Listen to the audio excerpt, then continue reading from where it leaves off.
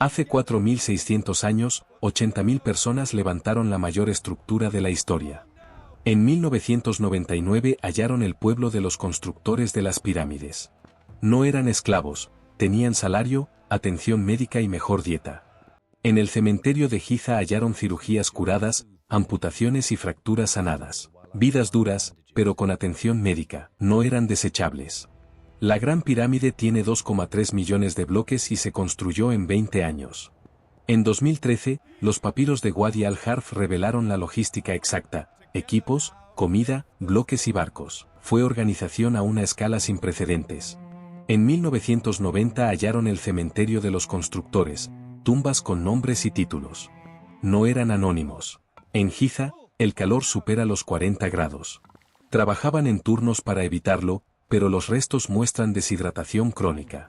En Giza hallaron enormes panaderías capaces de alimentar a 10.000 personas. El faraón necesitaba mantener a sus constructores trabajando. Los equipos de las pirámides dejaron nombres en los bloques: amigos de Khufu, borrachos de Menkaure. El arquitecto de la Gran Pirámide fue Emiunu, visir de Khufu. Dirigió la obra más grande de la historia sin tecnología moderna, solo con papiros y una mente extraordinaria. La piedra venía de canteras lejanas y viajaba por el Nilo en barcazas. Durante 20 años, 80.000 personas levantaron esta maravilla cada día. ¿Cómo vivían, cómo movían esas piedras y por qué lo hacían? Eso es lo que vas a ver. En 2560 a.C., Egipto no era el más grande, sino el más organizado. Khufu reinó unos 23 años. De él queda una sola estatuilla de marfil de 9 centímetros. Pero su nombre sobrevivió 4.600 años, la pirámide funcionó. Los papiros de Wadi al-Harf, los más antiguos de Egipto, registran la construcción de la Gran Pirámide con precisión, viajes, cargas y equipos. La Gran Pirámide está alineada al norte verdadero con una precisión de 0,05 grados. Los egipcios usaban estrellas como Kochab y Mizar para orientarse. Astronomía al servicio de la arquitectura. Los trabajadores de las pirámides no eran esclavos permanentes, había artesanos fijos y agricultores que venían en la inundación del Nilo. En Giza, los trabajadores recibían hasta 4.000 calorías al día, con carne, pan y cerveza. Los restos de Giza muestran fracturas curadas, entablillados y hasta cirugías craneales exitosas. No los descartaban heridos, los trataban. La Gran Pirámide se construyó con una jerarquía de niveles, desde el visir hasta los equipos de obreros. Muchos que pusieron los primeros bloques nunca la vieron terminada. Fue un proyecto entre generaciones, de padres e hijos trabajando por algo que no llegarían a ver completo. Los egipcios dividían el día en 12 horas variables según la luz solar, y usaban relojes de agua y de sol para coordinarse. En Giza, a las 4 de la mañana, los obreros se levantan en la oscuridad, comen pan y cerveza, y salen a construir la pirámide. 4 de la mañana. El gong suena y miles de hombres se levantan en la oscuridad. Van a mover piedras de 2,5 toneladas con cobre y madera. El pan de los constructores era de trigo M y la cerveza, espesa y nutritiva. Juntos formaban un desayuno completo, pensado para alimentar el trabajo duro. Los constructores vivían a menos de 1 kilómetro de la obra, pero en la oscuridad ese trayecto se sentía eterno. Cantos de trabajo marcaban el ritmo y sostenían el esfuerzo colectivo. Al terminarse, la Gran Pirámide estaba recubierta de caliza blanca pulida y brillaba bajo el sol, visible desde el mar. Los bloques se movían en trineos de madera sobre pistas mojadas. Papiros de Wadi al-Harf lo confirman. Una pintura en la tumba de Djeutiot muestra a un hombre vertiendo líquido delante de un trineo. Es la técnica de lubricación. Reducía la fricción y la fuerza necesaria. El método exacto de las rampas sigue en debate, rectas, en espiral o internas. Probablemente usaron varias en distintas fases. Los bloques de la Gran Pirámide encajan con una precisión de medio milímetro, sin espacio entre juntas. No fue suerte, fue un estándar de calidad. El calor en Giza era el mayor riesgo: deshidratación, daño renal y muerte. Giza tenía canales y pozos que llevaban agua desde el Nilo. Sin ese sistema, no habría construcción, el agua lubricaba los trineos. Los esqueletos de Giza muestran fracturas curadas, amputaciones y lesiones crónicas. Había riesgo real, pero también atención médica. Los bloques de granito de hasta 80 toneladas viajaron 800 kilómetros desde Asuán hasta Giza. Pese al tamaño, sus juntas tienen precisión milimétrica. Los egipcios entendían que descansar al mediodía aumentaba la productividad.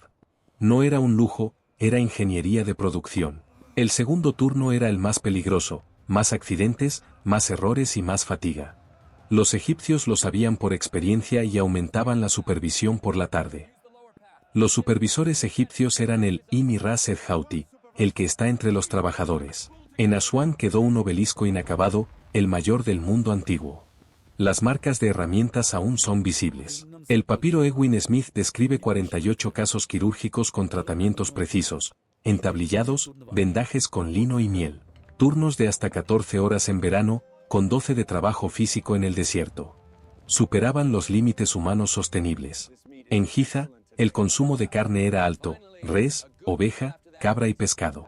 Más proteína que la del egipcio común. El papiro de Kaun describe tratamientos para cortes, aplastamientos y lesiones oculares de la construcción. Tenían un manual médico. Cartas en papiro del Imperio Antiguo muestran a los trabajadores pensando en sus familias, no solo en la obra. Construían para el faraón, pero vivían para su hogar. El proyecto no dormía, las herramientas de cobre se desgastaban rápido y se reparaban cada noche. Al amanecer, cada equipo tenía herramientas afiladas listas para seguir construyendo. Durante 20 años, el ciclo se repetía cada día: despertar, trabajar, descansar y volver a empezar. Más grande que cualquier individuo, por eso la pirámide es extraordinaria. Los papiros de Wadi al-Harf registran el trabajo diario del inspector Mire, hombres, cargas y materiales. El calendario egipcio tenía semanas de 10 días y días de descanso parcial y festividades. Los esqueletos de Giza muestran infecciones, artritis y lesiones por sobreuso. La mortalidad era alta, pero propia de un trabajo intenso y denso, no de maltrato sistemático. Cartas en papiro y cerámica muestran la voz de los constructores, hablan de sus familias, no de las pirámides. La Gran Pirámide está orientada con precisión casi perfecta a los puntos cardinales y sus conductos apuntan a estrellas clave como Tuban y Orión. Cada día durante 20 años la pirámide crecía casi imperceptiblemente, pero de forma constante. Para los trabajadores, Khufu no era solo un rey, sino una figura divina. Construir la pirámide era servicio sagrado, no solo trabajo. La diferencia es entre miedo y fe. Los textos de las pirámides describen el viaje del faraón hacia su resurrección y unión con Ra. Las tumbas de los constructores muestran orgullo profesional, supervisores, expertos en números, constructores de la Gran Pirámide. Los trabajadores de Giza tenían salario y supervisión, pero también creencias que daban sentido a su trabajo.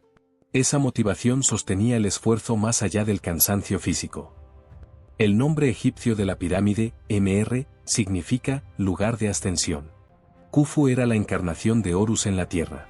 Al morir, se convertía en Osiris, y el nuevo faraón en Horus.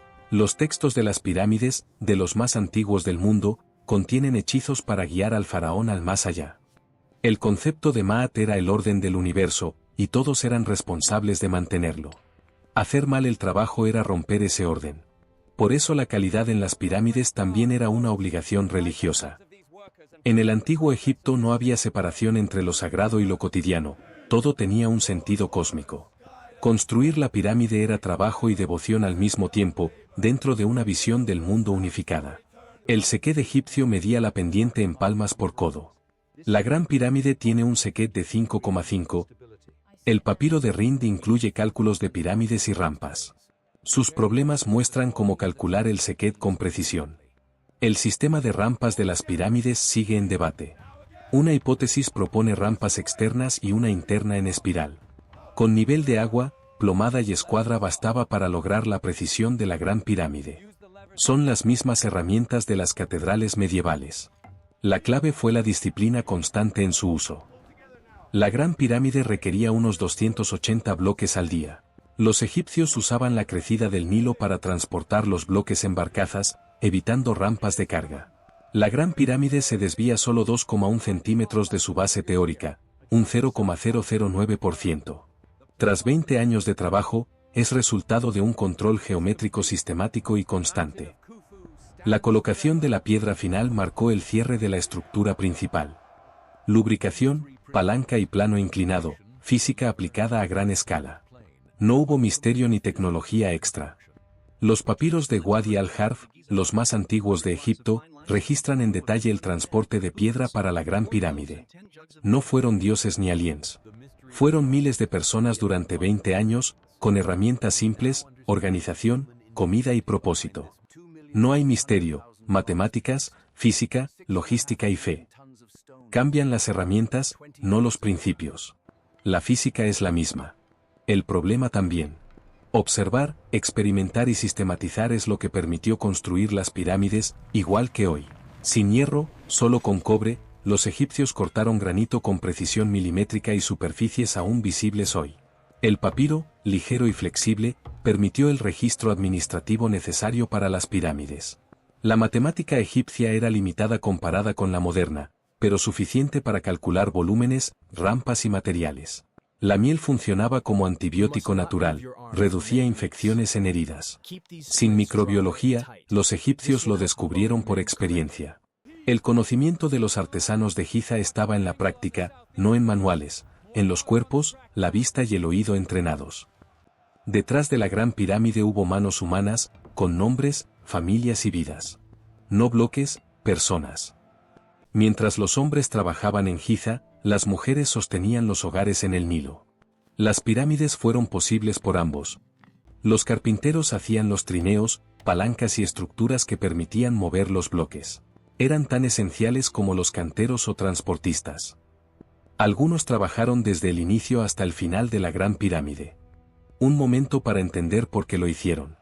El pueblo de Giza era una ciudad permanente durante el proyecto. No solo construían la pirámide, vivían allí, con economía, oficios, medicina y vida social. Lo visible es solo la punta de un esfuerzo humano mucho mayor. La Gran Pirámide ha sobrevivido 4.600 años. No es que fuera más avanzada, sino que fue diseñada para durar. La Gran Pirámide original estaba recubierta de caliza blanca pulida que la hacía brillar. Ese revestimiento fue retirado en la Edad Media. La cámara del rey tiene una acústica similar a una catedral, con reverberación de unos 2 segundos. Los esqueletos de Giza muestran lesiones graves por el trabajo, artritis, fracturas y desgaste. Estos hombres dieron su cuerpo al proyecto. Scan Pyramids detectó una gran cavidad y un corredor oculto dentro de la Gran Pirámide. Aún hay espacios sin explicar. No por misterio, sino por la enorme complejidad de la estructura. Las pirámides no muestran que el pasado fuera mejor o peor, sino lo que se logra con esfuerzo colectivo organizado. Y eso, hoy, es suficiente. La historia recuerda a los que mandan y olvida a los que construyen. Pero los hallazgos en Giza muestran que no eran esclavos, sino trabajadores que merecen ser recordados. No se sabe el día exacto de finalización, pero fue al final del reinado de Khufu. Sin máquinas ni misterio, solo esfuerzo humano al límite. Eso construyó la Gran Pirámide. El sol sale sobre Giza cada día desde hace 4.600 años, y la pirámide sigue ahí. Fue construida para el viaje del faraón al cielo. No fue magia, fue esfuerzo humano que perdura.